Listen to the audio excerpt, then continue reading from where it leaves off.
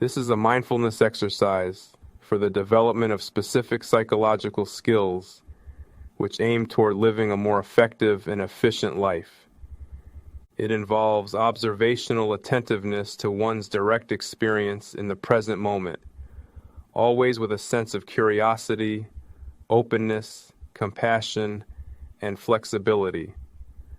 As long as we are awake, we can be aware of our consciousness. We can think of our consciousness as a very large open arena, the kind that are used for very large concerts and sporting events. Take a moment and use your mind's eye to picture one of these vast and open arenas when it is not in use. There are no people in the stands, and no one out on the field or on the stage. Now imagine that this is the arena of consciousness. Everything that you can be aware of at any given time is all occurring within the confines of the arena of consciousness. And if we consider all of the things that we can be aware of, let's start with our physical environment through sense perception. So that's everything that we can see, hear, smell, touch, and taste. We can also be aware of physical sensations within our own bodies. We can also be aware of what we call thoughts. Thoughts can seem like an ongoing commentary, an inner monologue, or a question, or a worry, or a doubt, or a memory of a past experience, or a prediction about the future. Thoughts can carry an emotional charge. When the memory of a past experience plays like a film, we can often experience the emotion all over again. We may even experience a strong but different emotion now, as we reflect on a memory. Maybe we did something in the past that we now think is foolish and we are embarrassed at the thought, but at the time there was no such feeling. These thoughts may arise in the arena of consciousness audibly, as if through a speaker. Or maybe they are visual, like pictures, images, or videos playing on a giant screen. All of this activity of thoughts, emotions, senses, and sensation are churning and interacting within our consciousness from the time we wake up in the morning until we fall asleep at night. And as humans, we all have a very unique and special ability, because at any given moment in time, we can stop to notice and simply observe what is present within our arena of consciousness. You are here now, trying to focus your attention on my voice, probably to varying degrees of success. And while you are listening and comprehending my spoken words, you are probably also aware of some of your own thoughts that are arising at the same time as you are listening to my voice. The thoughts may be about this recording, or they might be about something entirely unrelated, like what you need to do later on today, or even a memory from the distant past. Some thoughts can really grab your attention and pull your focus away, and make you lose track of what is being said. Attention is like that. It's kind of like a spotlight, but also a magnifying glass and an amplifier. Anything that we focus our attention on becomes instantly and simultaneously illuminated, enlarged, and loud, effectively crowding out everything else that is in the arena. As we now get into this mindfulness exercise, we will be purposefully directing attention onto different areas within the arena of consciousness, pointing our focused attention like a man behind a spotlight at a theater, always as a curious observer, set back from it all, and never so caught up in any one thing as to lose the sense that you are merely an observer, set apart, so never directly impacted by anything going on in the arena. Another useful metaphor to distinguish the difference of experience of our observing self is a zoo exhibit. You can go to a lion's den or a tiger pit in a zoo and be 10 feet or less from one of these animals who are magnificent to behold, but also capable of causing you great harm in a fraction of a second if they could make contact with you. But as an observer at a zoo, you probably don't experience any great fear for yourself or the ones that you love who you are with. You intuitively know that you are safe from harm, and you can sit and observe the animals because you know that they pose no threat to you or anyone else's safety. You can even direct your attention to something else in that moment, like a conversation with your spouse, friend, or children, or you can look and scroll on your phone, or check an email, or write a text. This is what the experience is of an observer. On the other hand, if you were on a hike in the woods and you looked up and saw a large mountain lion perched on a branch just above your head, looking right at you and appearing to be ready to pounce on you at any second, you would have a very different experience in that moment than you would while visiting a zoo. I don't imagine you would continue with a casual conversation with whoever you were on the hike with, or check a text message. The purpose of this metaphor is to differentiate the experiences of the thinking self and the observing self. We can often find ourselves hooked into thoughts that trigger emotional responses, like fear, anger, dread, sadness, depression, frustration, irritation. But they are just thoughts and are as harmless to you as a lion, tiger, or bear in a zoo exhibit. But we can seem to react to these thoughts like the encounter with a mountain lion while out on a hike, as though they do pose a true threat. Speaking of lions, tigers, and bears, you may have automatically thought of a movie. What movie did you think of? This is another aspect of the thoughts that enter into our arena of consciousness. We are not in control of them. We cannot be gatekeepers of what thoughts are allowed in or force a thought out.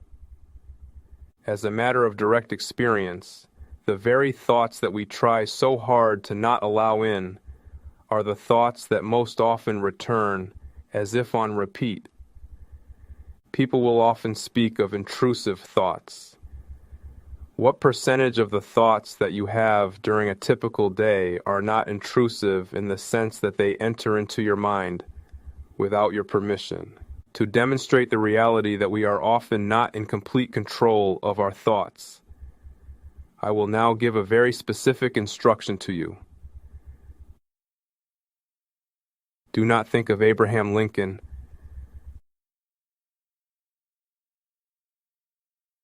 Do not allow a thought in your mind about anything that has to do with Honest Abe. Don't think of the top hat that he wore, or the beard on his face. Nothing about him at all.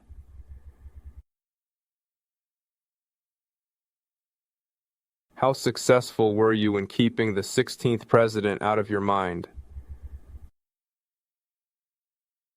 Probably not very successful at all. I could have offered you $1 million if you were able to keep Abraham Lincoln out of your mind for 60 seconds just now.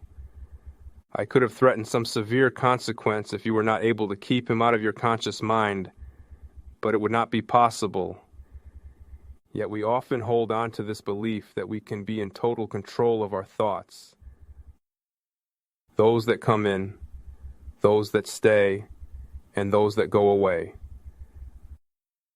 So let's now get into the exercise.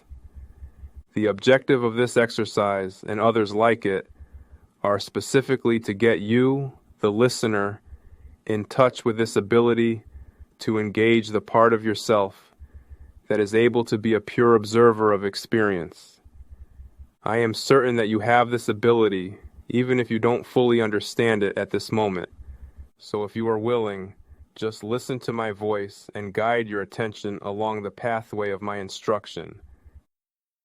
See if you can be a curious observer of what you can be aware of within your consciousness, and notice how your experience changes as you shift the spotlight of your attention.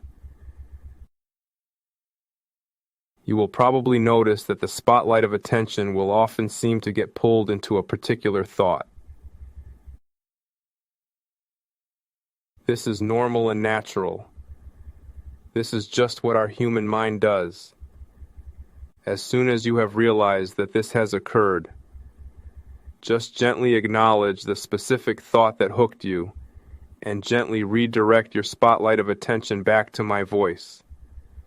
This will undoubtedly happen repeatedly throughout these mindfulness practices, and it is only through your continued effort of training your attention that will build up your ability to observe and notice thoughts, and also notice how thoughts influence emotions, and then quickly refocus on what is most important and useful, which is typically your direct experience in the here and now.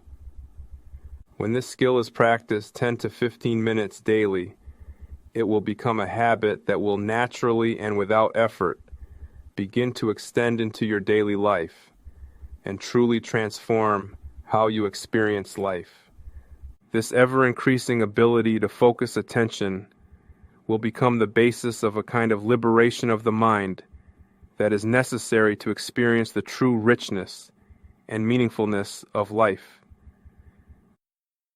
So as we begin this practice, you should be in a comfortable environment, one where you are able to sit or lay comfortably.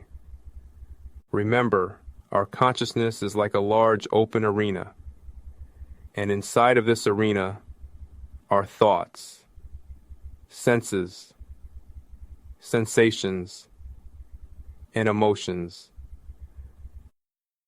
So now take a moment to shift your attention directly onto the physical sensation associated with how you are sitting or lying.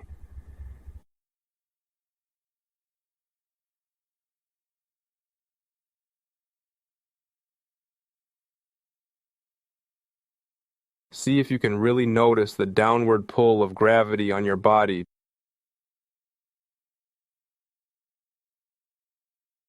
Direct your awareness to the specific points of contact of your body and the chair, bed, or floor.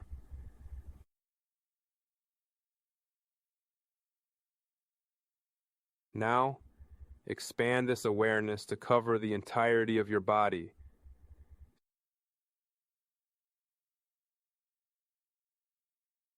See if you can really notice the warmth or the coldness of the air on your skin.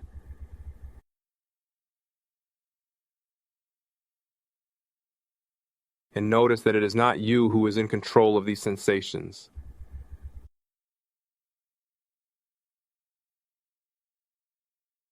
They are just appearing in the arena, and you are simply noticing the experience.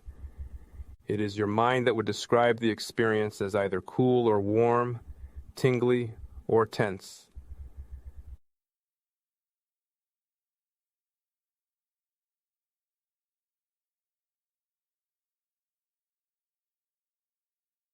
Now narrow your attention down from your entire body and onto the back of your head.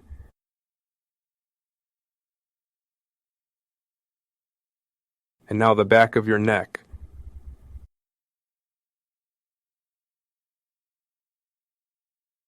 See if you can really focus your attention on the sensations on and within your arms and hands.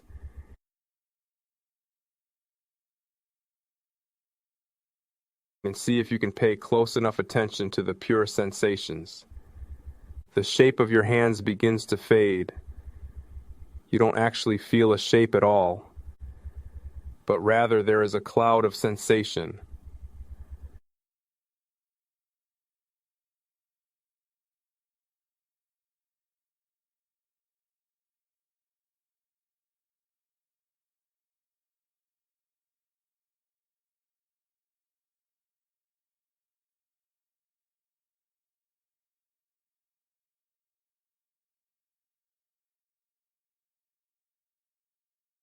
Throughout this exercise, thoughts will arise and often pull on our attention. This is normal and natural, and it will no doubt happen many times at the beginning of this practice. When you notice this has happened, See if you can simply acknowledge the thought that hooked you and focus back on the sensation itself.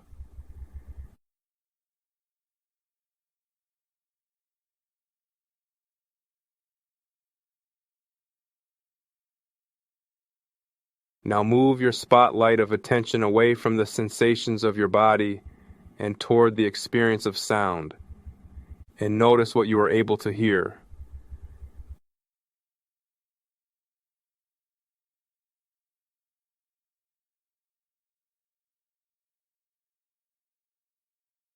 Just notice each sound the moment it appears.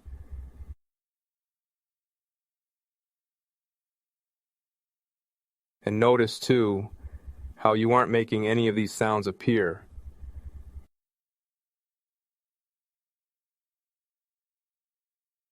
And you can't keep them out of your consciousness or hold on to them for a moment longer than they appear on their own.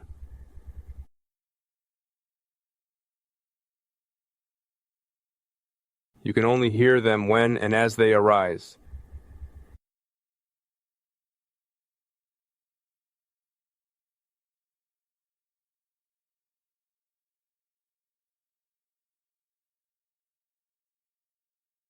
And you are simply the space in which these sounds and feelings in your body are appearing.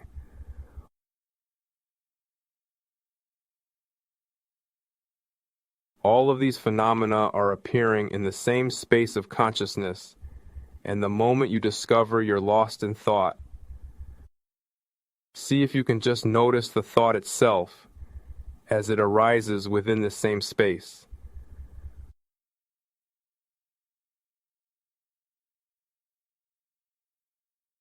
What happens to a thought the moment you observe it?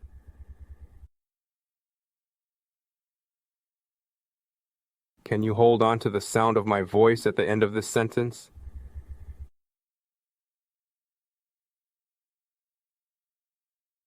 In the same way, can you hold on to a thought for a moment longer than it appears?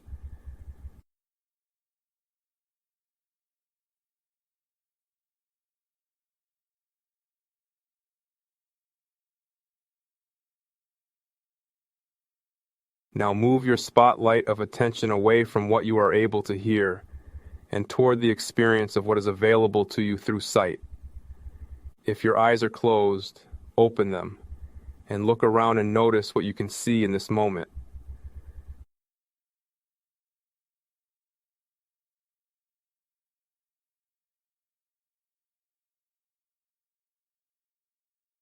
Notice the different colors, the lighting, and the interaction of shapes and shadows. If you are sitting by a window, look at the world outside and notice what you can see.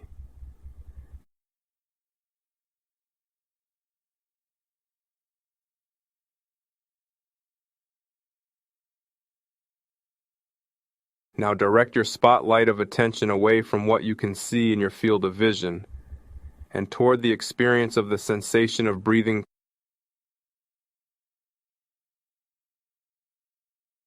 Cover with awareness the full cycle of your next breath.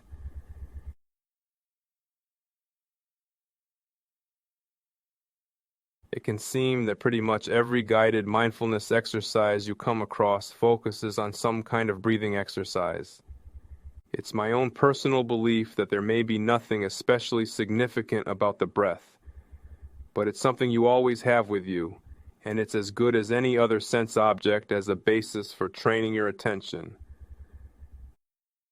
Eventually, with enough practice, this skill of noticing and observing all happenings within the arena of consciousness will carry over into your daily lives, and you will be able to incorporate everything that arises in consciousness as a curious observer of events.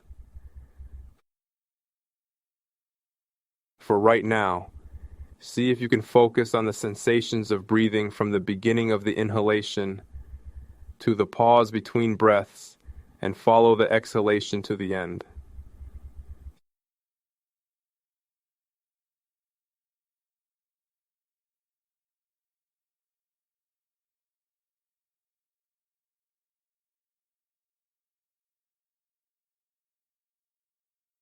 See if you can really cover the breath with awareness without need to control the breath, but rather just letting it come in and then out. Cover with awareness the full cycle of your next breath.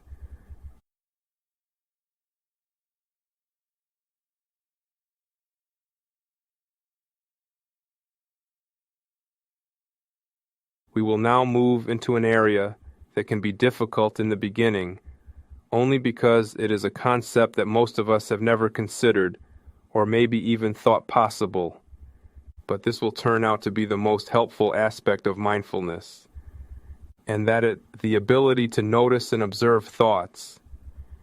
The very suggestion of thought observation can seem nonsensical, because the act of observation is associated with one's eyes, as in watching and seeing. And we cannot see a thought in the same way that we see a physical object. But the original use of the word observe is not so much in seeing, but attending to. We have a mechanism in our minds that attends to whatever it is directed towards. And what we see with our eyes is just one aspect of attention. If your muscles are sore the day after a vigorous workout, you aren't noticing the sensation that you call soreness with your eyes. This is the entire point of this mindfulness exercise, to help you to become more familiar with your attentiveness. So now turn your attention directly to thoughts that are presenting themselves within your conscious right now. See if you can notice each of your thoughts just as they appear. For the next few moments, see if you can just notice and observe each thought that arises and just look at it without judgment or questioning, just an open curiosity.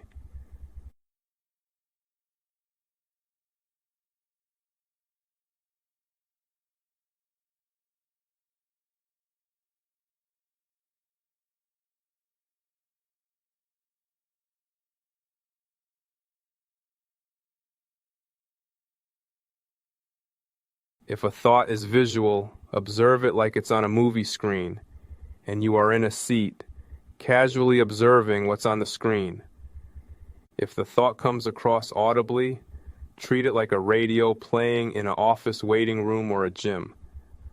Thoughts are just thoughts, and when we practice these exercises, we become better able to allow them to come and go without getting caught up in them and emotionally triggered.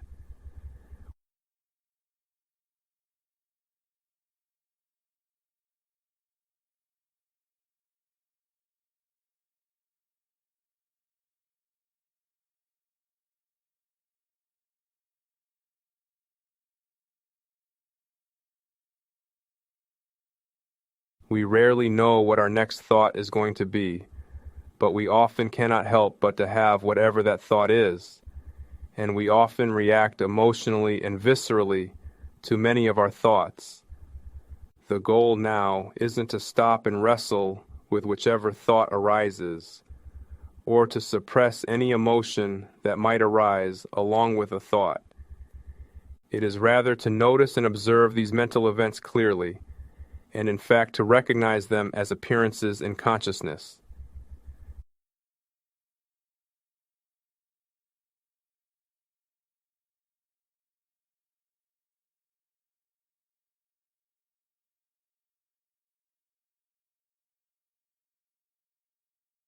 This can seem to be a very difficult thing to do in the beginning of this practice. So for the time being, the moment you realize that you are in a thought, or that you are a thought, rather than an outside observer of the thought, just acknowledge the thought that hooked you, step back from it, and observe the thought as it fades away, just as easily as it first appeared.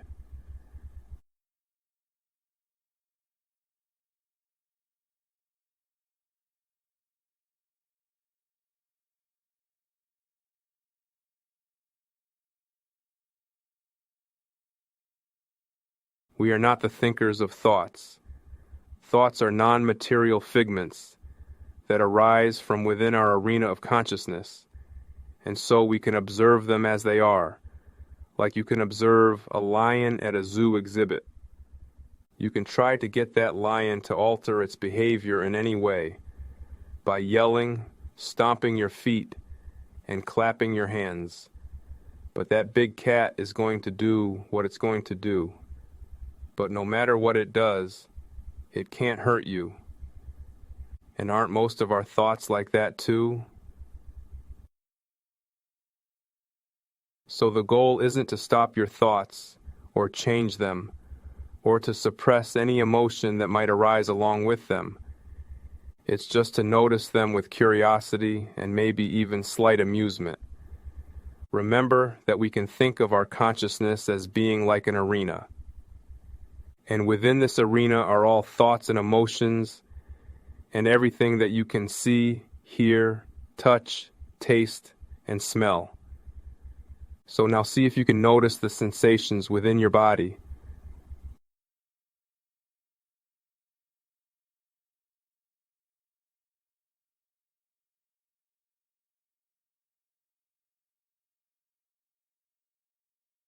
Now, look around and notice what you can see.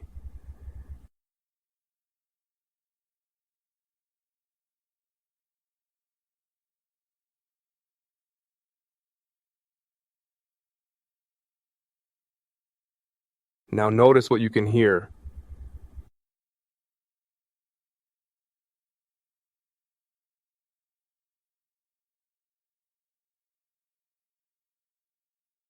Notice that there is a part of you in there that can notice everything. Whatever you see, hear, touch, taste, smell, think, feel, or do in any moment. It is almost impossible to exaggerate how transformative this simple practice of paying close attention to your experience can be. And there's no way I can prove that to you, short of getting you to do the practice, which is what you have just completed. So you have made a beginning. And I assure you, with simple and consistent practice, you will begin to notice a difference in a short amount of time. Like everything else in life, the more you practice, the better you will be. But this is not something that is going to take years or even months to begin to get a sense of making significant improvement.